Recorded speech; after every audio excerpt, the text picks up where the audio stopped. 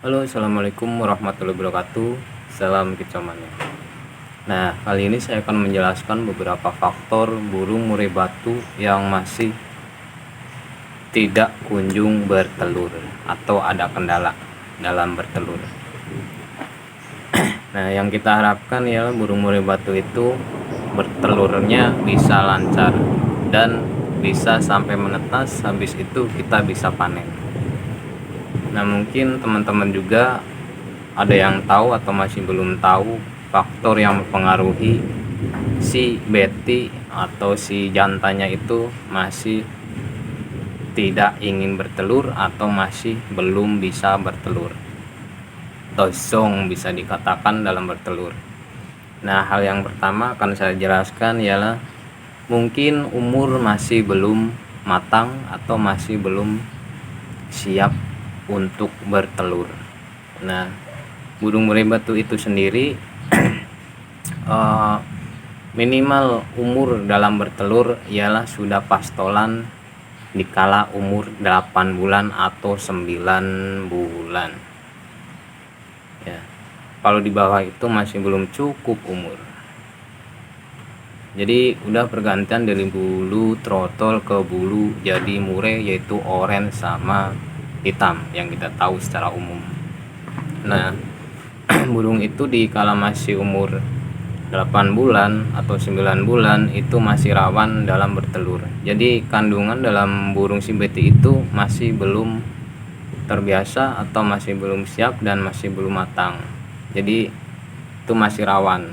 Jadi ada yang jadi, ada yang tidak mau bertelur, atau ada juga yang bahkan bisa sampai dead atau mati ya, burung si betinya itu karena masih belum siap dalam kandungannya si burung murai batu itu sendiri. Nah, burung yang mungkin sudah matang jadi agar telurnya itu bisa jadi atau si betinya itu lancar, yaitu umur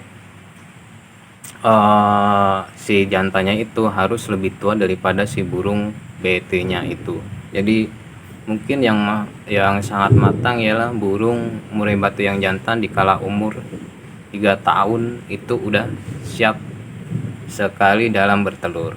Nah, sementara yang burung betinya itu agar bertelurnya lebih lancar dan sekali bertelur insya Allah jadi itu di umur 12 bulan atau dalam kurun waktu 1 tahun usianya itu insya Allah burungnya si murai batu itu udah jadi dan udah gampang untuk bisa bertelur.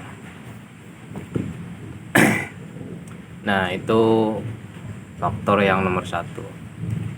Dan faktor yang nomor 2 ialah burung sedang mabung atau burung dalam masa bergantian dari bulu lama ke bulu yang baru.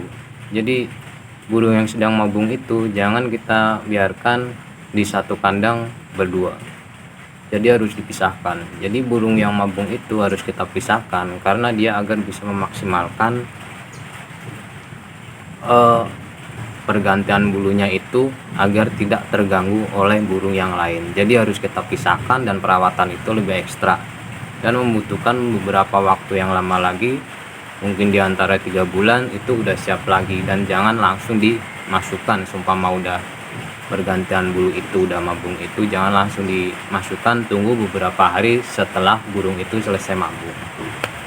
Nah, itu nomor 2, faktor yang kedua. Dan faktor yang ketiga, burung itu mungkin stres berlebihan ya. Jadi burung yang stres itu sangat mempengaruhi hal yang sedang kita jelaskan, yaitu burung tidak kunjung bertelur atau burung itu dalam isian si telurnya itu zong, jadi tidak ada isinya dan tidak ada embrionya. Nah, faktor yang mempengaruhi burung stres itu ada sangat berbagai macam faktor. Nah, diantaranya di sekitar kandang kita itu mungkin banyak suara yang bising ya, jadi mempengaruhi kenyamanan dari si burung itu. Dan sekitar kandang juga itu mungkin agar lebih maksimal dan itu tidak membuat si burungnya stres. Jadi kita harus membuat seolah-olah kandang itu seperti alam. Jadi seumpama di dalam ruangan itu dibuat petak untuk beternak burung murai batu itu. Di dalamnya itu kita sediakan sangkar, bukan sangkar, tangkringan model batang kayu atau apa, tapi yang kecil, ranting kayu. Terus mungkin ada bunga-bunga di situ biar agak nyaman, dan mungkin juga lebih dimaksimalkan ditambah air mancur atau percikan air di situ atau aliran air. Jadi burung itu tidak gampang stres dan dia merasa lebih nyaman karena terasa kandangnya itu seperti alam liar. Nah, kandangnya itu juga jangan terlalu kecil, itu minimal diantara lebar 90 cm dan tinggi itu kisaran 2 meter. Itu udah termasuk nyaman buat burung murai batunya yang kita ternak. Jadi seperti leluasa di situ dan terasa nyaman begitu aja, jadi seperti alam. Nah, itu faktor yang ketiga. Nah, faktor yang keempat itu kandang kurang bersih. Nah, kemungkinan itu kandang kurang bersih itu kita dalam segi perawatan itu kurang memaksimalkan, yaitu kandang yang harus bersih terus nggak bau itu mempengaruhi burung untuk bertelur. Jadi kandang burung itu kurang bersih itu tidak membuat si nyaman burung, terus mengganggu karena baunya juga di situ, karena kita mungkin kurang bersih dalam membersihkan si kandangnya itu, jadi burung itu kurang nyaman. Nah, itu faktor yang keempat. Sedangkan faktor yang kelima itu di pakan. Jadi kalau pakan si burung murai batu itu masih belum cukup dan nutrisinya itu juga masih belum cukup juga. Jadi itu bisa mempengaruhi si si telurnya itu, atau dalam kandungan si burung murai batu itu tidak bisa maksimal. Jadi pakan itu harus kita siap sediakan dan harus kita rutin sediakan, karena burung murai batu itu dalam kandang itu lebih banyak makan. Maksudnya dalam kandang ternak itu lebih banyak makan setahu saya dibanding di kandang sangkar. Jadi kita harus perhatikan pakannya, terus kita tambah suplemen plus vitamin itu agar kebutuhan dalam bertelur itu si beti atau si jantan itu bisa terpenuhi. Nah, itu sangat mempengaruhi dan kita harus jeli dalam memilih pakan.